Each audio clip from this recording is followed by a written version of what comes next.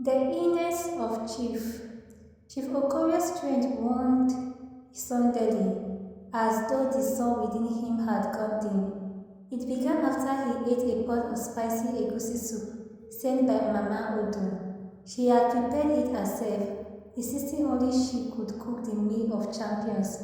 The chief smiled and devoured it obviously. So the red powder sprinkled beneath the yams.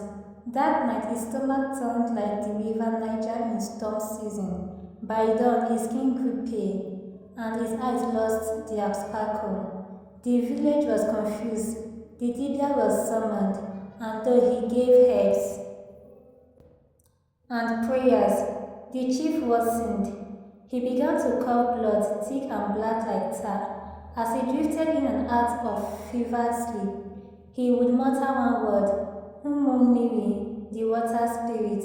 Mama would wept in public, wailing loud, enough to shake the trees, but in the privacy of her room she whispered into a small carved idol, feeding it a drop of the chief's blood each night. Nnedi grief became unbearable. Her husband was dying, and no one could help. On the eighth day, she walked barefoot to the sacred river. There she knelt and pleaded with the spirit of the water. If he is cursed, show me the face of the one who did this. Reveal the truth, for I am drowning in darkness. The river rippled. Her reflection shifted. Suddenly she did not see herself, but Mama Odu dressed in red, speaking to a gnarled tree beside the river at night. Then she heard it, whispers like children laughing inside her skull. You are next, next, next. A cold wind blew. The water splashed, and just for a second, she saw eyes, hundreds, blinking from beneath the surface. She ran, her feet soaked, her ears ringing. The chief wakened with each sunrise, but Nnedi had a small light in her heart. She was pregnant. The village rejoiced. Even Mama Odu forced a smile. One morning, after her morning prayers, Nnedi went to check the baby's resting basket. What she found froze her blood. A massive toad, its belly red and swollen, sat where her baby had lain. Its eyes glowed like fire embers. She screamed. The child was gone. The compound fell into chaos. Heather searched the bushes, the nearby forest, even the river. The toad was killed, but when its stomach was sliced open, nothing was inside, not even blood. Mama Odu claimed she saw a spirit take the child away, but her lie faltered when one of the compound girls whispered, I saw Mama Odu pour something from a gourd into the child's face. The whispers grew. The village became afraid. The elders gathered under the oil tree. The sacred place of judgment. Nnedi trembly stood with her arms outstretched.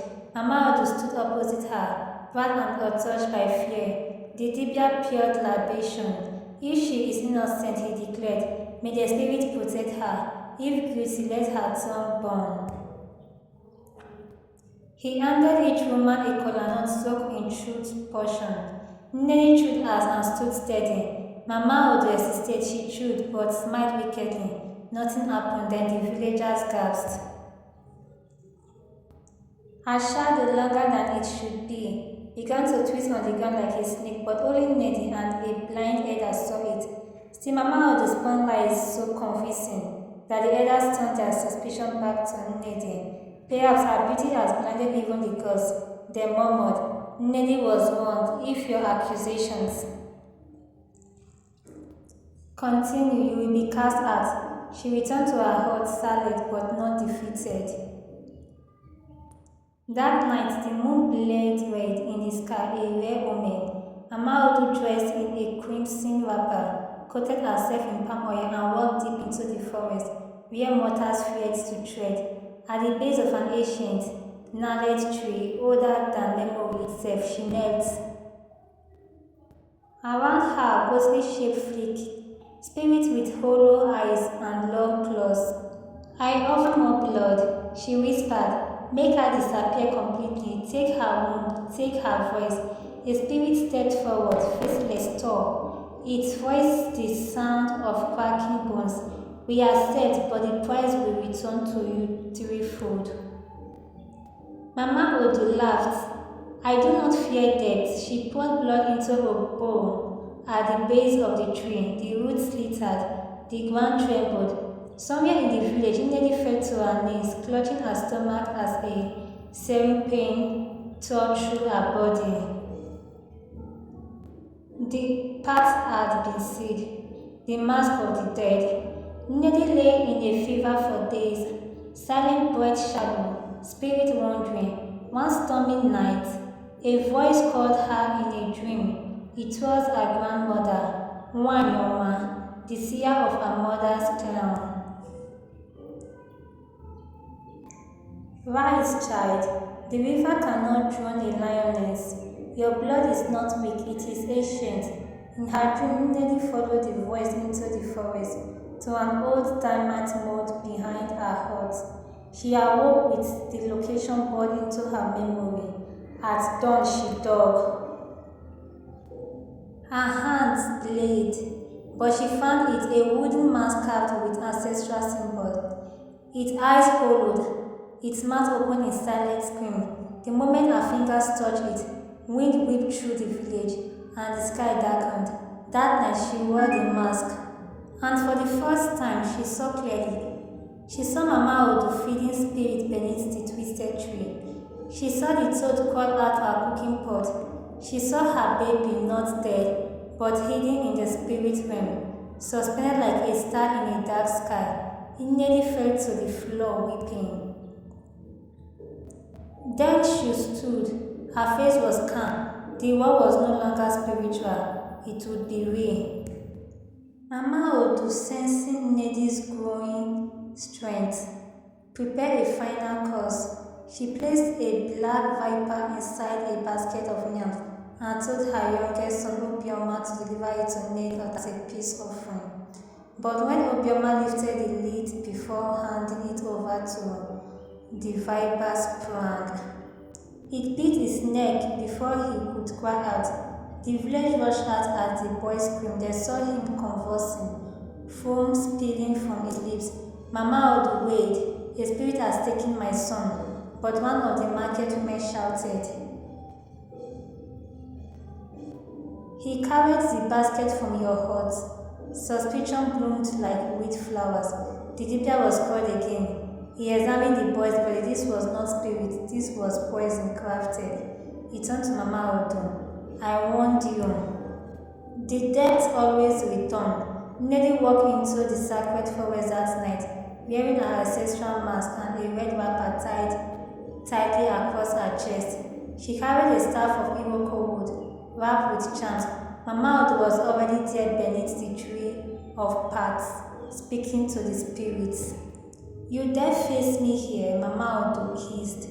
I dare burn this tree and every secret beneath it.